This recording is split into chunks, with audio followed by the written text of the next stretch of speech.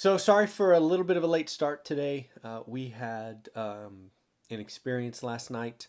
If you watch this channel, you know something I do with you every Sunday is kind of share my goals, and one of those is to make sure we're still having life events that are memorable. And last night was one of them. We actually went out to Ali Wong comedy show up in San Francisco. We went to the late show, which means we probably didn't get home till 1 a.m. or so. It was a blast. If you've seen her Netflix special, Baby Cobra, and she has a second one, which the name escapes me. She is she is she's pretty funny, and I don't know that I've met anyone who swears as much. It'd be interesting to see if she swears that much in person, versus how much of that's just an act to be funny, to be shocking. But anyways, we had a great time. It was fun. We actually sat front row center. Um, it was really fun seeing her, like, I don't know, 4 feet away or something. And she's tiny. She's really short. I didn't know that. But anyways, today's daily financial news is all about the best money advice in 2019. Read a bunch of articles this morning, as you would expect. Nothing really caught my attention. It's kind of a slow news weekend as we sort of get between Christmas and New Year's. Really one full trading day left, so we'll see if the market can end at a high. That's really what most of the articles were about. So I pulled one article, the best money advice from 2019. First up was Mark Cuban.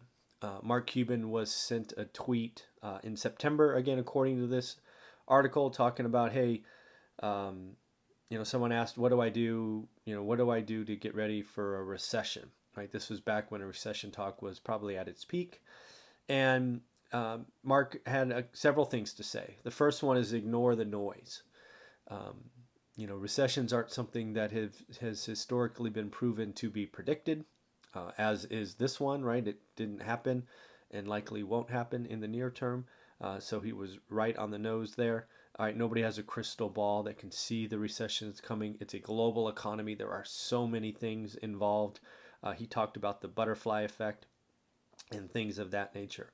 He did comment two other things. He sort of went on a multi-tweet response, and I pulled out two just because it kind of ties in with what we talk about in this channel.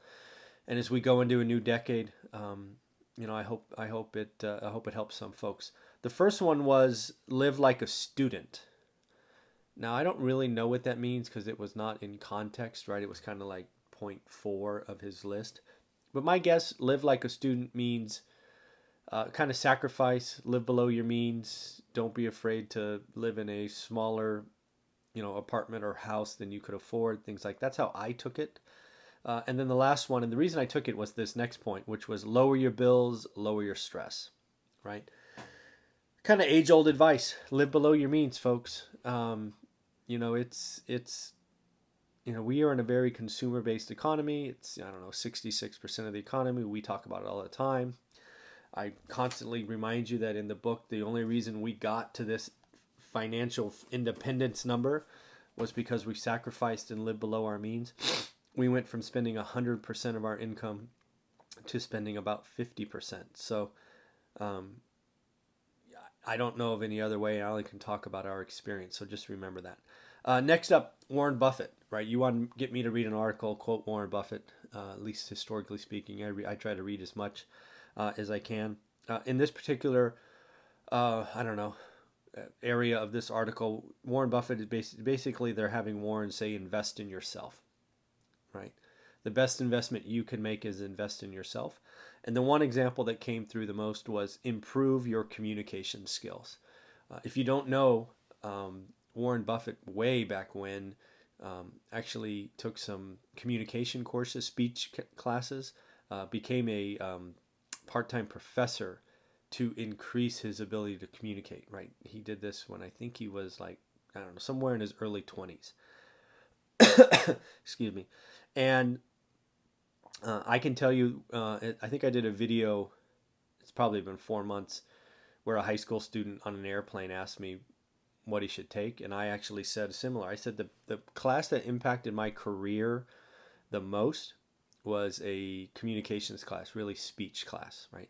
How can you go about formulating your thoughts, giving clear and consistent communication, drop the ums and the hot, those filler words, and just basically improve your communication skills, right? So if you have a chance, right, you can go to Toastmasters, you can take a speech class, communications class. Highly recommended. Certainly if you are looking for an elective and you're at that age, I think you'd be a fool not to. Communication is the one skill that everybody could be better at, whether that's the spoken word, written word, right, in the future video and just all of this stuff. We need to be able to communicate with each other.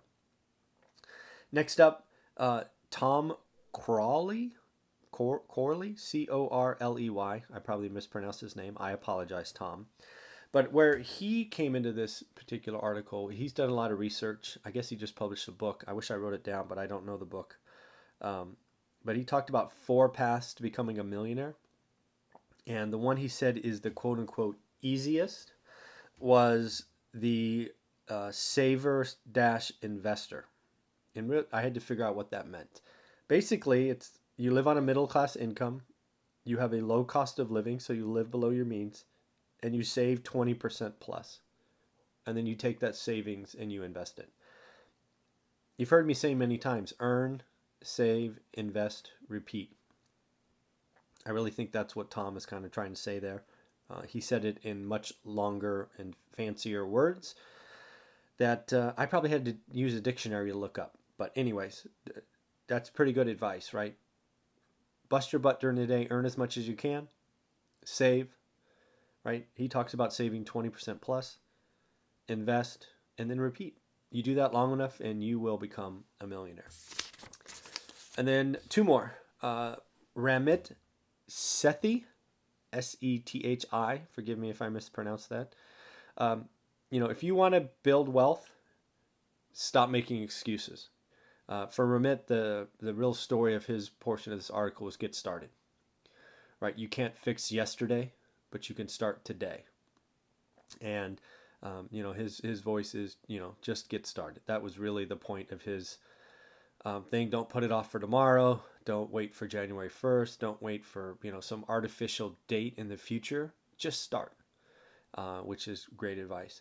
And then I added one. This was not in the article, but it was in the closing conversation with Tom Ferry, which was an interview done on this channel probably 2 weeks ago. We were actually just wrapping up when he lit this, what I consider gem of a quote out, and actually put it on my Instagram yesterday or the day before. And that is 2020 is going to be bananas for real estate. I think he's right? I think we see rates staying relatively low. We see construction ramping. We see a solid economy. But that doesn't mean all areas are going to win. I'm on record talking about the Bay Area being in trouble. I think LA is in trouble. I think high price markets in trouble. I think the secondary markets are going to be awesome, right? I think the secondary markets are going to see population increase and all of these things. So in the end, for me, what I took from these articles, right, the 2019 best money advice is do the work. If you don't know what I mean by that, there's links in my description that talk about what I mean, right? The course, the book, all of that stuff. Do the work. Invest in yourself. If you want this bad enough and you just don't know what to do, find somebody you trust, see what they're doing, and if you can, copy it. There's no new ideas in this business. Copy them. Figure out what they're doing. Do that. Live below your means. Just live below your means. I have a couple of friends who've just started to taste success, and they had the gall to tell me they want to go buy new cars as a reward. I lost it. If you're trying to get to the top of the mountain of financial freedom, you don't get there by kicking your success out and buying a silly liability. Don't do that, right? It takes a long time. Now, I'm on record, right? Part of my 21 key takeaways from one rental at a time. Check out that playlist. They're all 3 to 5 minutes long. One of them is you got to celebrate some successes. We did that wrong. But that doesn't mean going to buy a $50,000 truck or a $100,000 Tesla. Come on, stop it. Right? So live below your means. And then in the end, it's earn, save, invest, repeat.